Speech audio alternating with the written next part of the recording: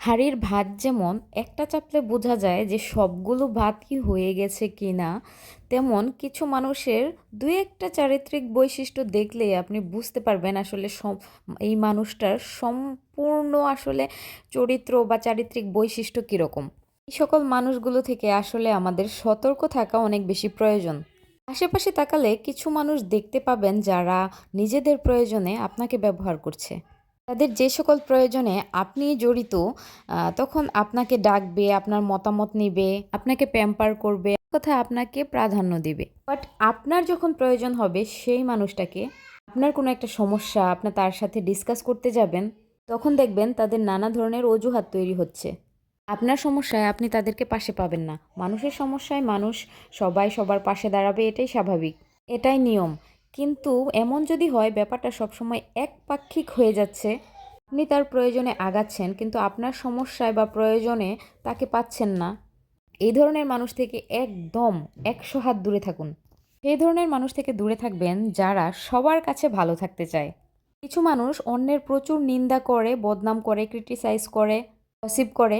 Ultimately দিন শেষে তাদের সামনে গেলে একদম তাদেরকে পরম পূজনীয় গণনা করে এবং এমন এমন সব তোষামত করে, আহ্লাদ করে, যেন মনে হয় যে 5 মিনিট আগে আমরা কি দেখলাম, কি শুনলাম। এই ধরনের মানুষ কিন্তু ভীষণ ডেঞ্জারাস, যারা একদম অল্প সময়ের মধ্যেই একেবারে চেঞ্জ হয়ে যেতে পারে এবং সবার কাছেই তারা অনেক বেশি ভালো হয়ে থাকতে চায়। এই ধরনের মানুষ থেকে অনেক বেশি সতর্ক থাকা উচিত। আরেক ধরনের মানুষ তো আছে যারা হচ্ছে সুবিধাবাদী, মানে স্রোত যেদিকে যায় এরা সেদিকেই যায়। এদেরকে কখনো আপনি স্রোতের বিপরীতে পাবেন না। এদের নিজের কোনো বেস থাকে না। আপনার যখন কোনো কিছু ভালো হবে তখন দেখবেন সবার আগে তারা আপনার সাথে হ্যাঁতে হ্যাঁ মিলাবে।